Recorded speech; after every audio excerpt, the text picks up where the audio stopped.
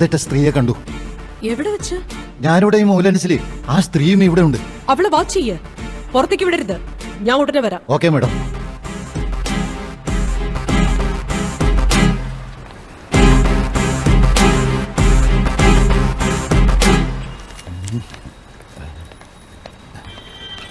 നിക്കടി അവിടെ.